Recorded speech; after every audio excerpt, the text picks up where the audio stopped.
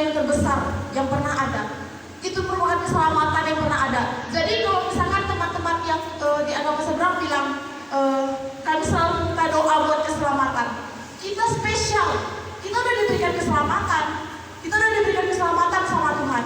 Jadi tolong dikerjakan keselamatan itu. Saya menghimbau kepada ibu-ibu, bapak-bapak yang terhormat dan kepada teman-teman saudari pemuda, adik-adik sekolah minggu, saya menghimbau kita kerjakan. Ayo sama-sama kita kerjakan keselamatan. Itu sedikit di bagian setiap harinya, karena saya sering lupa saat teduh kan. Jadi saya merasa bersalah, sedikit merasa bersalah. Terus ada kejadian selama 2 minggu lebih, itu saya di batalion. Itu saya masuk organisasi di universitas, saya masuk organisasi Menwa, namanya Resimen Mahasiswa. Jadi kegiatannya itu sebenarnya kalau dibilang apa sih Resimen Mahasiswa itu tentara cadangan. Tentara cadangan setelah TNI Polri.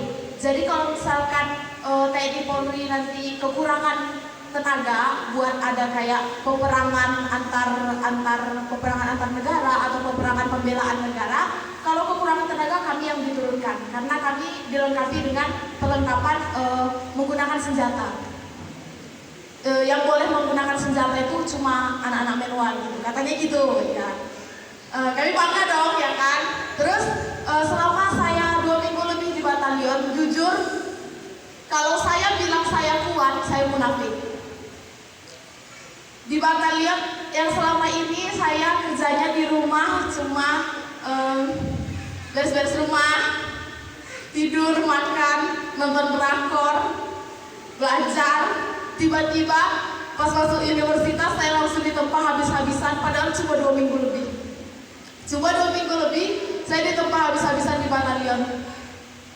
Bukan cuma tempaan fisik, tempaan mental juga. Tempaan mental, tempaan fisik. Kalau saya bilang saya kuat selama 2 minggu lebih itu, saya munafik. Saya sama sekali gak kuat. Saya udah berulang kali ngomong ke diri saya sendiri, ayo nyerah aja, pulang gitu. Udah bukan tempat kamu di sini. Udah berkali-kali, tapi Tuhan selalu kuatkan. Gak apa-apa sabar nak, bentar lagi. Dia bilang 11 hari lagi, 5 hari lagi. Akhirnya sampai di penutupan. Saya nggak mau ceritakan gimana saya di batalion ya. Mungkin saya ceritakan sedikit aja deh. Jadi kami di sana itu yang paling menonjol adalah satu, Korsa, Komando Satu Rasa namanya. Satu salah, semua kena. Jadi ada momen di mana kami harus benar-benar melakukan Korsa ini, dan itu yang benar-benar melekat di saya sampai sekarang. Kami kalau makan itu pakai ompreng. Itu piring besi namanya, piring besi. Jadi di situ ada lauk, ada sayur, ada buah, ada nasi, sama ada cabai, lengkap. Tapi kami makannya nggak pernah enak. Kalau makan mungkin ibu-ibu bapak saudara semua merasakan makan biasa, ambil makan gitu kan. Kami makannya nggak kayak gitu. Kami makannya pertama disuruh push up. Dialah kalian di depan ompreng itu, push up kalian dulu baru bisa makan. Itu makannya bukan cuma makan langsung makan enak, enggak, satu suap doang, makan satu suap. Habis itu balik lagi, terus sikap tobat, baru makan satu suap lagi. Kadang kalau disuruh makan enak dikasih waktu. Saya itu sampai 10, kalau nggak selesai itu kalian semua main-main kita. Kalau udah main-main kita berarti kami habis 2 kan. Hitung sampai 10. Nasinya bukan nasi kucing kayak gini, nasinya segini, satu piring itu segini. Gimana caranya kalian menghabiskan dalam waktu 10 detik? Kayak gitu, 1, 2 sambil jalan-jalan. Tapi kan apa baris dari sini depan belakang, dia jalan 1, 2, 3 gitu ya, 4, 5 latih kami kayak gitu. Terus kami yang mana gini-gini lawan. Terus ada dikasih kesempatan, oke 10 detik berarti belum bisa ya. Kalian mau berapa? Siap perintah, kalian bilang. Kalian mau berapa? Jangan siap perintah nanti saya tunjukin balikan kalian, katanya gitu kan.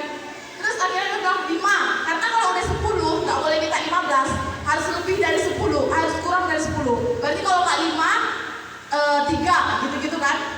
Terus akhirnya udah diberi kesempatan berkali-kali, ada juga yang belum habis sampai muntah, dan disitulah kami disuruh melakukan korsa, komando satu rasa. Muntah itu kami makan. Itu yang sama sekali sampai sekarang itu gak bisa lupain.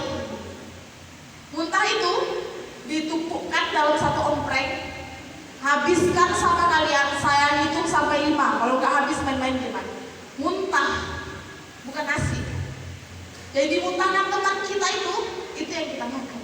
Di situ sampai sekarang saya merasa, pertama saya, apa sih pelatihan kayak gini? Nggak bener banget dalam hati saya gitu. Tapi lama kelamaan saya mikir gini, berarti benar juga ya, ketaatan itu nomor 1. Saya lihat yang saya ambil dari batalion itu taat. Saya tuh orangnya pembangkang, pemarah, angkuh. Begitu di situ saya benar-benar ditempa. Yang saya selama ini sama orang tua saya melawan, sekarang apa-apa, iya Pak, iya Mak. Karena saya ngerasain gimana rasanya ketaatan itu tidak dihargai.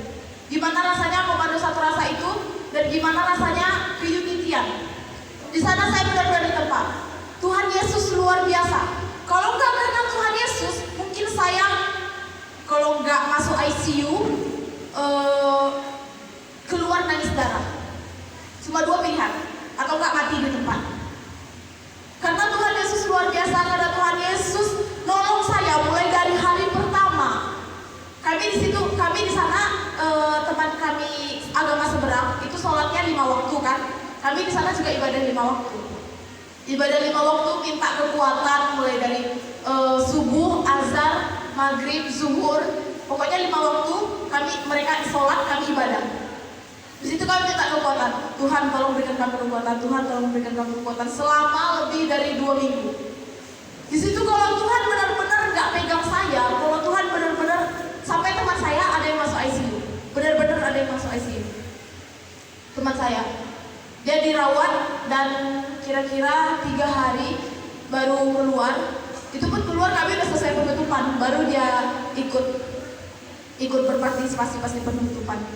Kalau saya benar-benar nggak ada pertolongan Tuhan selama 2 minggu lebih itu, saya kalau nggak masuk ICU mati di tempat. Karena Tuhan luar biasa. Pernah sekali kasih Tuhan, pernah sekali yang saya alami di batalion. Waktu itu kami lagi mau ibadah, tapi komandan satuan kami di sana itu lagi ada pendidikan ya, lagi ada kelas dia di situ. Jadi kami ibadah kan biasanya bergantung dengan komandan kami kan. Kebetulan dia lagi ada kelas di situ, terus kami marah-marah. Kami cuma minta waktu ibadah, kami bilang gitu. Kami cuma minta waktu ibadah. Kalau kami ibadah juga nggak bisa, lebih baik kami keluar aja dari sini. Dan di situ kami korsa, kami sama-sama satu-satuan itu korsa. Kalau kami nggak diizinin ibadah, lebih baik kami keluar. Kami bilang kayak gitu. Bukannya dikeluarin, kami malah dipermalukan di tengah-tengah mereka semua. Di tengah-tengah semua yang ikut pendidikan kami dipermalukan. Siapa yang mau keluarin tuh? Itu siapa namanya tuh? Angel. Siapa namanya Angel. Begitu-gituin kami dipermalukan. Siapa yang mau keluar itu? Siapa yang mau keluar? Cuma bilang. Terus kayak dibilang, gitu. Pokoknya kami benar-benar dipermalukan di situ. Tapi karena kasih Tuhan, itu rasanya kayak tiba-tiba satu pelatih itu hampir saya, dia bilang gini, Angel, kamu tahu di sini ini kamu tuh dilatih. Kamu tuh dilatih mental, kamu dilatih fisik, kamu dilatih supaya kamu kuat menghadapi masyarakat di luar. Kalau kamu gak dilatih sekarang, kamu gak bakal jadi pemimpin besar. Kalau kamu gak dilatih sekarang, kamu gak bakal jadi pemimpin besar. Yang bilang itu pelatih saya loh. Oh, oke. Yang bilang itu pelatih saya, dan saya benar-benar, saya mungkin bapak saya gini, mungkin Tuhan taruhkan kalimat itu di diri pelatih saya untuk bilang itu ke saya. Dan saya percaya, saya gini, yang mau saya bilang, masa depan kita itu dipegang sama Tuhan. Gak perlu khawatir, gak usah khawatir, apapun itu. Apalagi anak muda sekarang, ada yang kayak inilah, ada yang cabut-cabut rambut lah. Saya bilang ya, kalau kalian punya masalah, kalau kalian depresi, larikan ke Tuhan.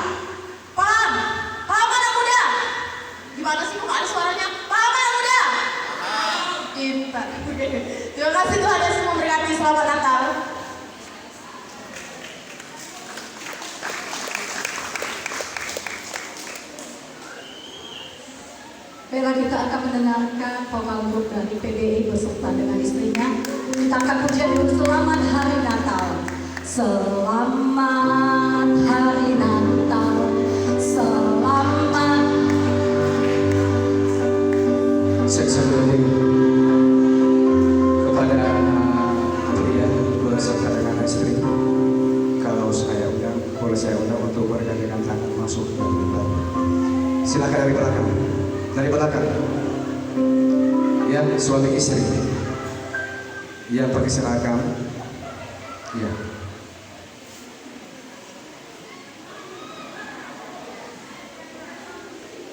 Paduan. Oh iya, nanti sama-sama aja kita boleh di sini. Iya. Pak Gembala boleh juga. Pak Gembala. Pak Gembala.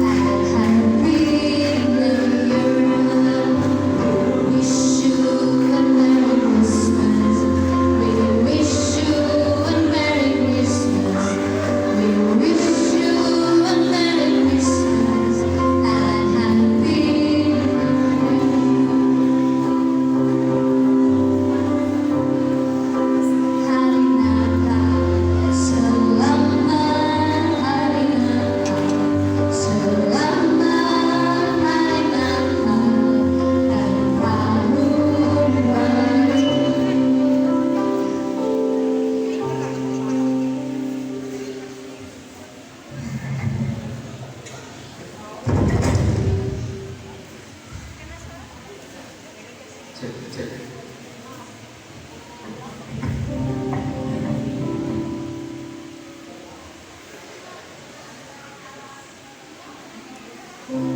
Bisa saya lihat?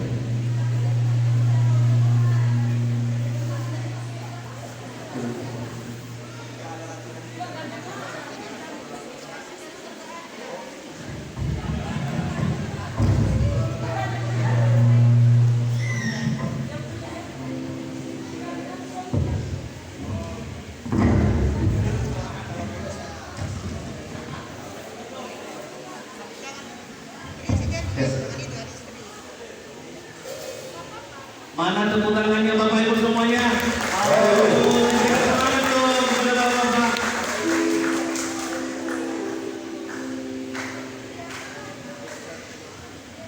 Oke, ada yang dari pria saja lihat. Boleh? Berikan tepuk tangan dulu. Haleluya.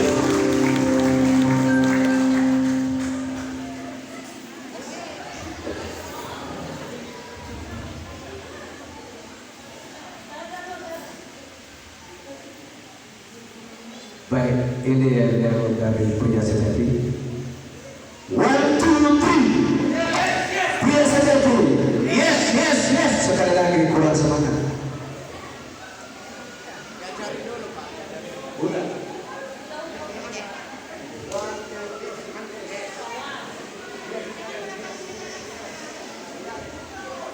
Baik.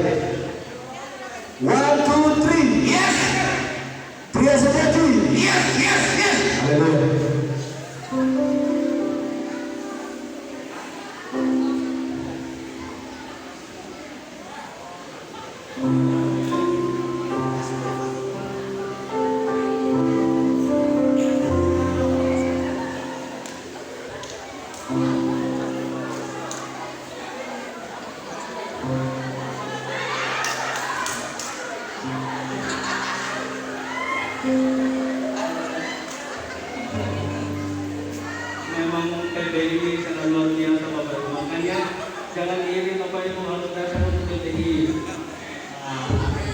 Jadi kami sebagai PBI kami akan mengangkat pujian satu bersama yang berbentuk kasih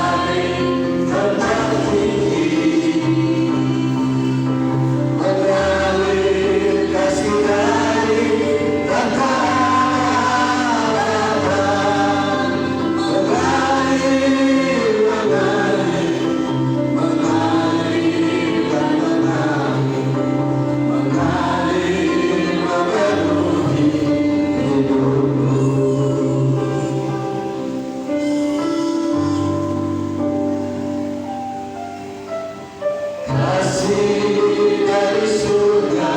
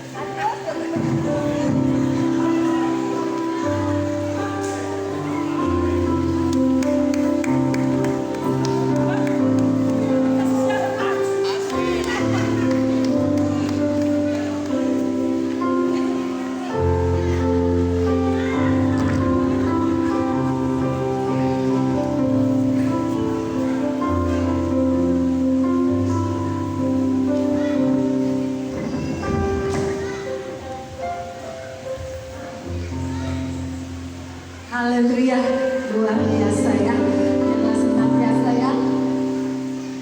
Suami-suami istri hidup rukun dalam Tuhan senantiasa. Haleluya. Sehingga kita semua bangkit berdiri, kita akan siapkan hati kita buat firman Tuhan. Kita angkat pujian buat kemuliaan nama Tuhan. Bahwa kekuatan hanya ada di dalam Tuhan Yesus.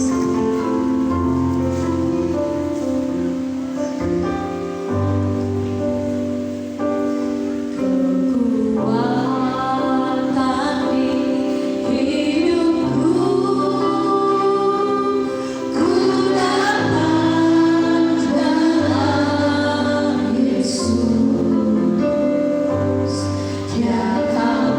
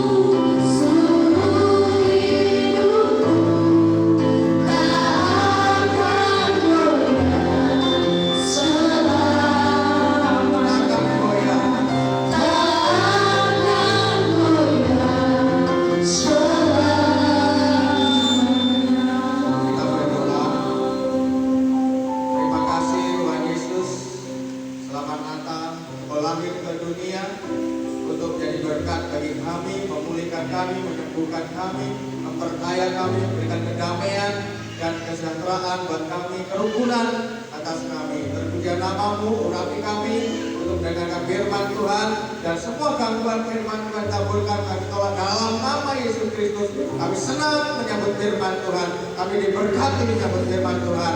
Haleluya. Yang percaya semua katakan amin. Silakan duduk. Selamat Natal Bapak, Ibu, pemuda dan pemudi. Selamat Natal. Firman Tuhan ini melebihi yang hadir, melebihi kursi yang ada. Ya, semua kursi yang jelek pun sampai keluar, tikar pun sampai keluar. Ya, mohon maaf kalau tidak nyaman. Ya, tapi saya mau tanya, apakah ada yang memang baru sekarang datang di gereja ini? Ya, mungkin saudara baru pertama kali, boleh kita kenalan, boleh angkat tangan yang baru pertama kali. 1, 2, 3, 4, 5, 6, 7, 8, 9, 10, 11, 12, oke? Ya, 12 orang. Coba nanti selesai ibadah, jangan pulang yang baru pertama kali hadir, coba temuin saya ya. Bisa kan? Kita Natalan dulu sama Gembala ya. Nah, bukan berarti yang lama nggak boleh, boleh. Kami masakin kue nanti yang banyak. Kalau enggak, biar saya masak sendiri. Yang penting tangan dulu kan. Oke. Yang kedua, tolong pekerja perhatikan di luar pagar, jangan sampai ada yang mengambil kesempatan yang tidak baik. Contohnya ambil HP atau sepeda motor, ya. Kenapa? Karena setan juga ada di gereja, ya. Setan ada di gereja, ya. Jadi setan itu enggak cuma di kedai tua atau di diskotik atau di tempat apa gitu. Setan ada di mana-mana. Jadi kita juga harus waspada. Kenapa saya ngomong demikian? Karena sudah beberapa kali kejadian di gereja ini. 2012 ada sepeda motor baru 1 bulan kredit, hilang. HP saya Android hilang, ya. Terus gitar 2 kali hilang, ya. Jadi mari sama-sama di Natal ini semoga kita semuanya orang-orang yang mengasihi Tuhan Yesus, amin, amin, dan mengasihi sesama manusia. Tepuk tangan dong, ya. Dan kita di tahun 2021 ini tentunya kita lebih baik daripada tahun-tahun kemarin, amin ya. Apanya yang lebih baik? Mungkin kesehatannya, keuangannya, pertobatannya, kasihnya, dan yang lain-lain.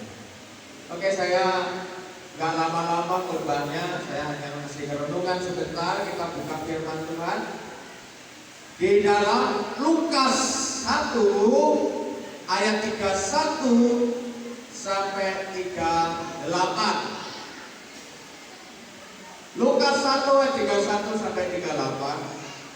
Ya, kalau tadi malam Natal kita bercerita bahwa Tuhan Yesus itu datang ke gembala-gembala, ya, ke orang-orang berdosa, ya, untuk memulihkan kita sebagai orang-orang berdosa itu, ya, dipulihkan, diberkati. Nah, kita sekarang ini kita belajar dari Lukas 1 ayat 31 sampai 38. Ya, sampai 38.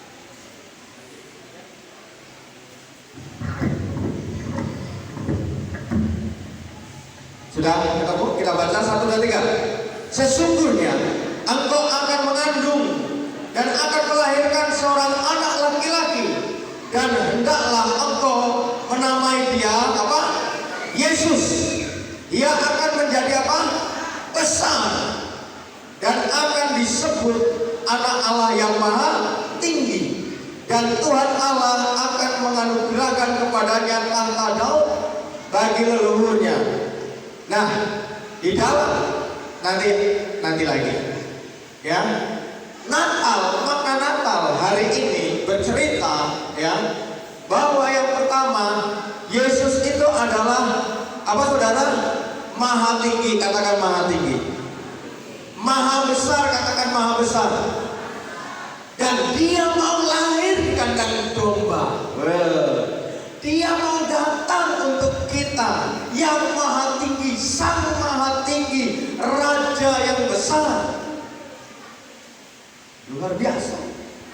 Jadi kita ada di tempat ini antusias.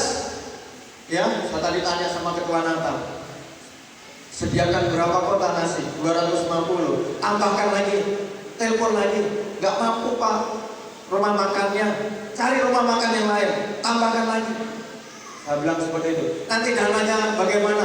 Dananya nanti pikirin, ada Tuhan yang maha besar. Amin. Haleluya, tepuk tangan untuk Tuhan. Ada Tuhan yang maha besar. Jadi kita menyambut Tuhan yang maha besar. Tentunya kalau kita punya Tuhan yang maha besar, jalan kita bagaimana? Jalan kita bagaimana? Kan gagal kan gitu kan?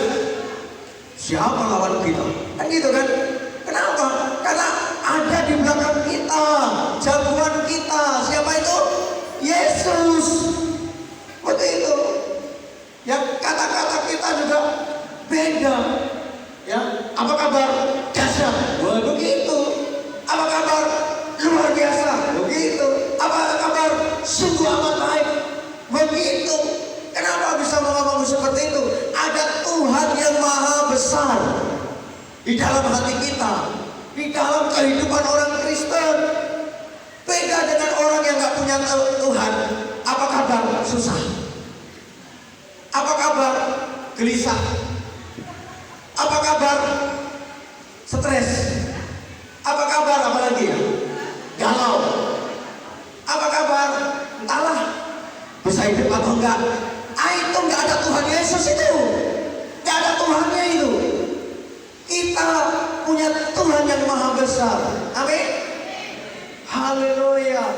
Ya, dari jalannya berbeda, perkataannya berbeda, dan iman kita juga harus berubah. Amin. Iman kita juga harus berubah. Kemarin saya melayani di mana ya?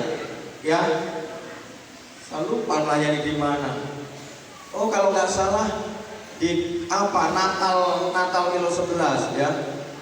Yang merindukan, ada kesaksian beberapa orang merindukan untuk membangun rumah.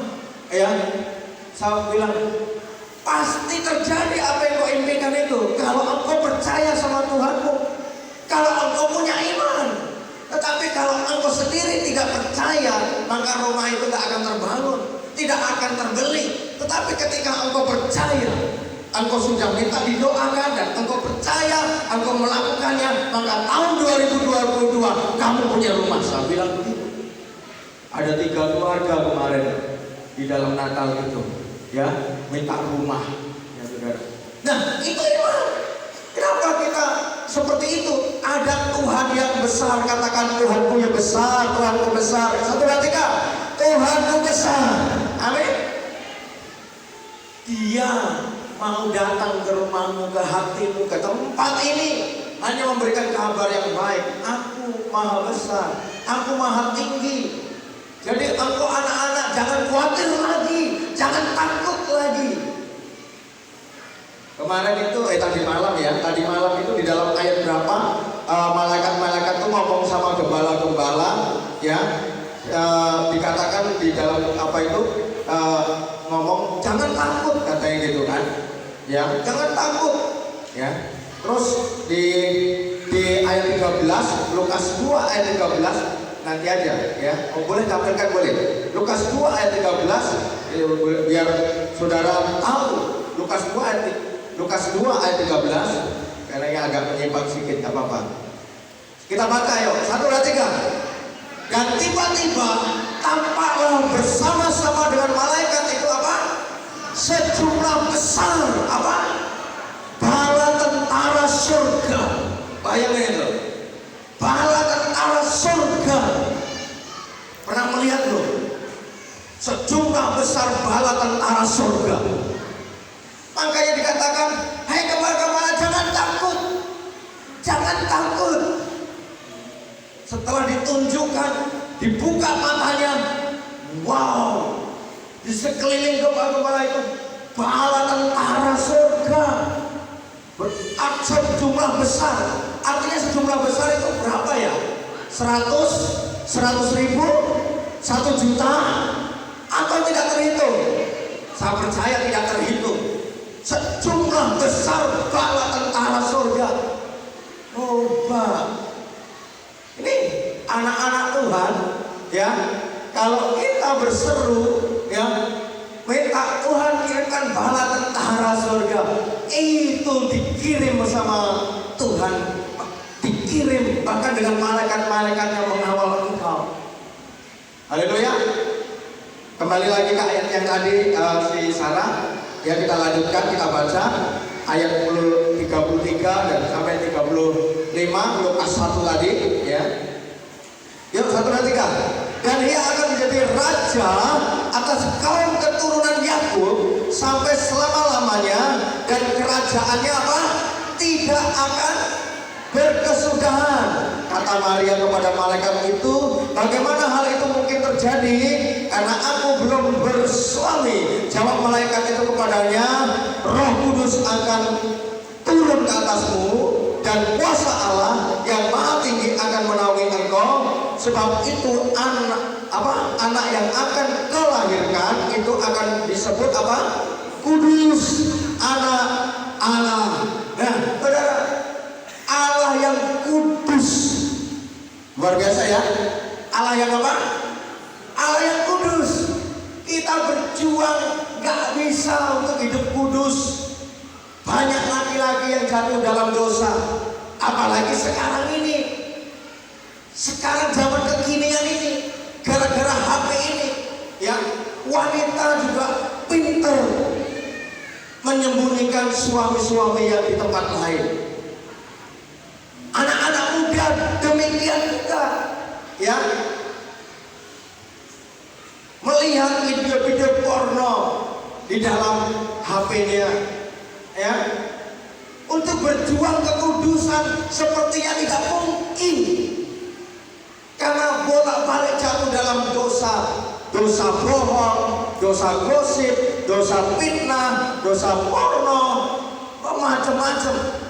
Tetapi Allah kita, ya, yang kudus itu, itulah yang menguduskan kita. Katakan amin. Kita bisa kudus kalau kita bersatu dengan Kristus. Pernah saudara melihat stek tumbuh-tumbuhan atau cangkokan gitu kan? Ada tumbuhan dari ini, tumbuhan dari ini, dicangkokkan, kira-kira seperti itu kan? Nah, saudara, dengan pokok yang anggur, dengan pokok batang itulah kita bisa kudus bersama Tuhan Yesus. Amin. Hanya Yesus yang memampukan kekudusan. Jadi kudus itu bagaimana? Kudus itu adalah ketika kita menerima Tuhan Yesus Kristus sebagai Tuhan dan Juru Selamat secara pribadi, menerima, percaya, dan melayani. Katakan melayani. Ya.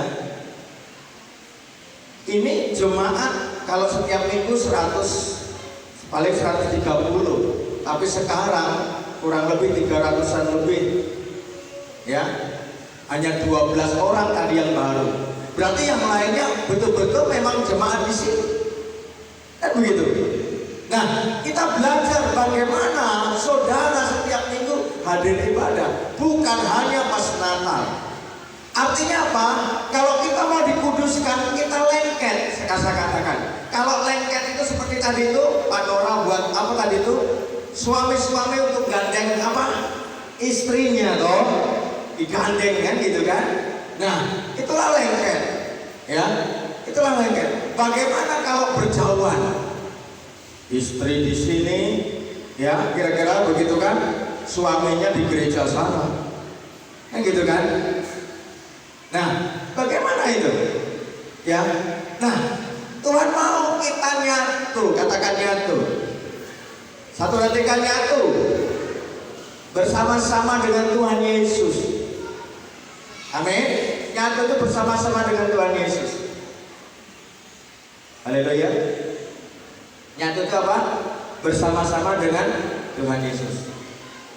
Satukanlah hati kami untuk memuji dan menyembah Oh Yesus, Tuhan dan Rajaku. Bagaimana kita bersatu? Bergandengan tangan dalam satu kasih. Kenapa harus bergandengan tangan? Kesatuan. Makanya kami itu buat panduan ibadah malam tahun baru. Sengaja malam tahun baru tidak dibuat di sini. Tujuannya apa? Tujuannya itu kepala rumah tangga belajar mengumpulkan istri, membantu anak-anaknya, berkumpul memuji Tuhan, merenungkan, membaca firman Tuhan. Itu loh, saling mendoakan apa yang sudah didapat tahun 2021. Tinggal beberapa detik jam lagi di malam tanggal 31.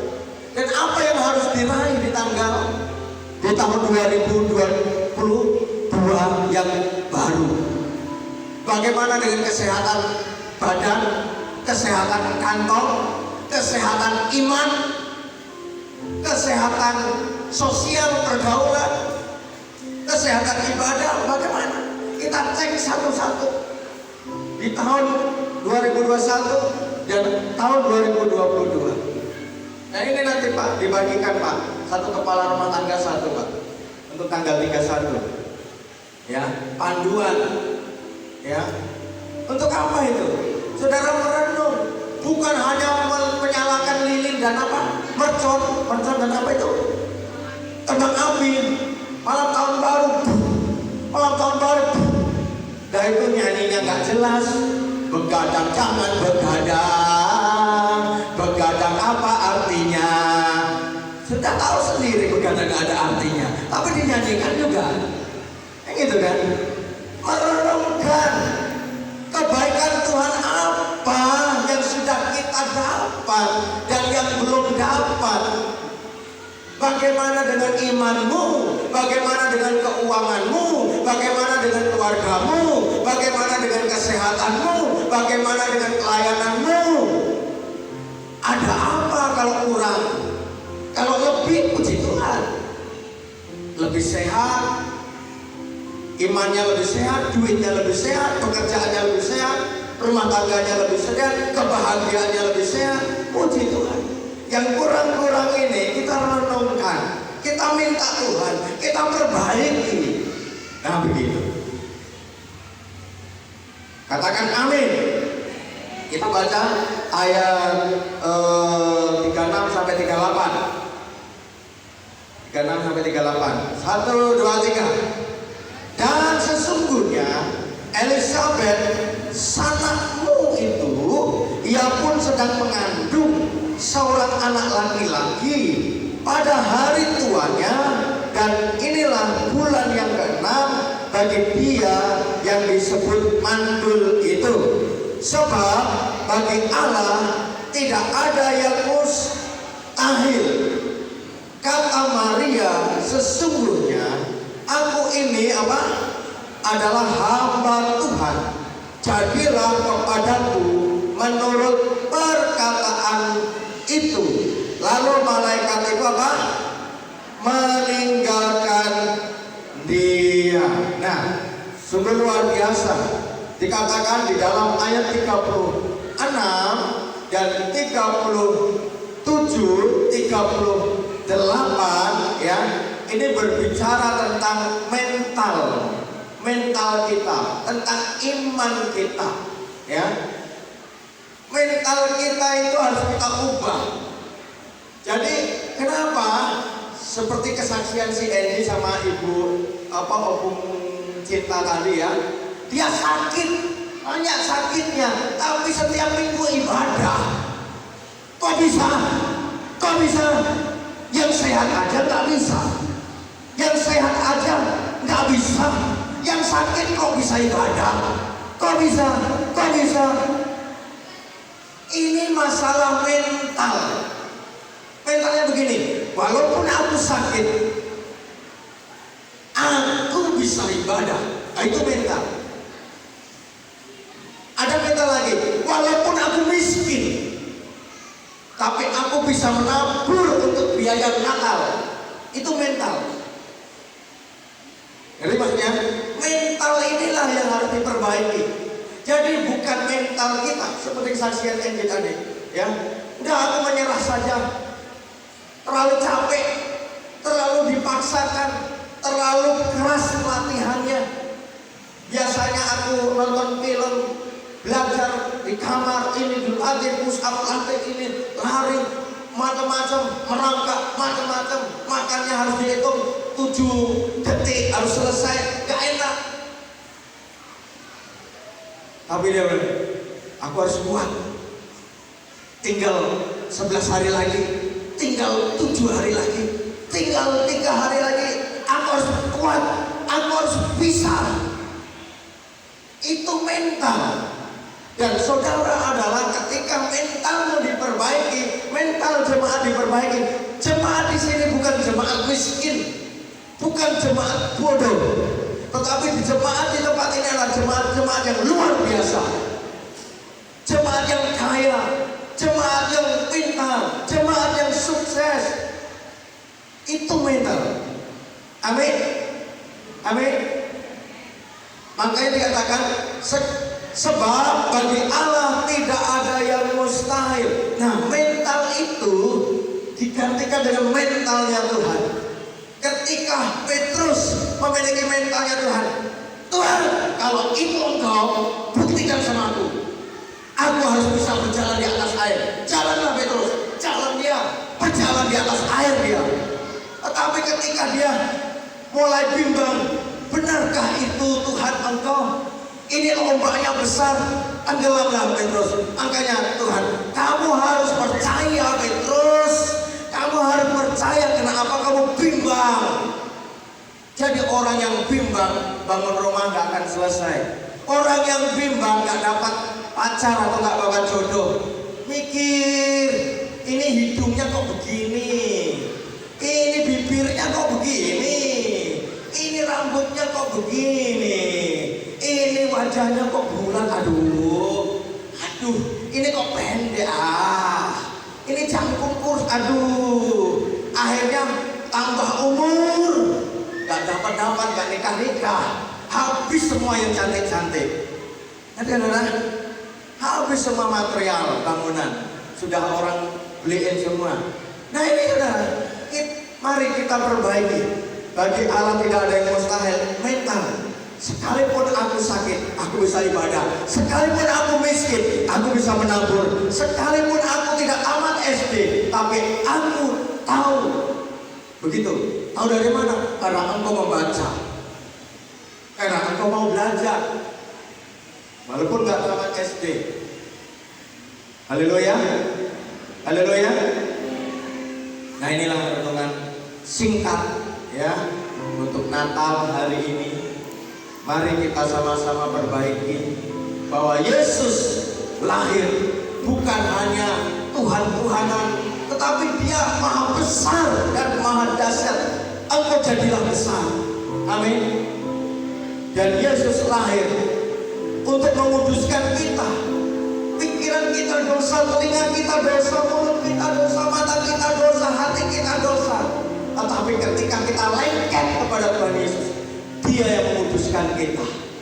Amin. Yang ketiga, yang terakhir tadi, ya, perbaiki mental kita. Engkau adalah orang luar biasa. Engkau adalah orang hebat. Kenapa? Karena ada Tuhan Yesus di dalam hati. Engkau dimampukan oleh Tuhan. Kita bangkit berdiri. Haleluya. Silakan dari siapa lagunya? Haleluya. Terima kasih Tuhan. Haleluya. Kekuatan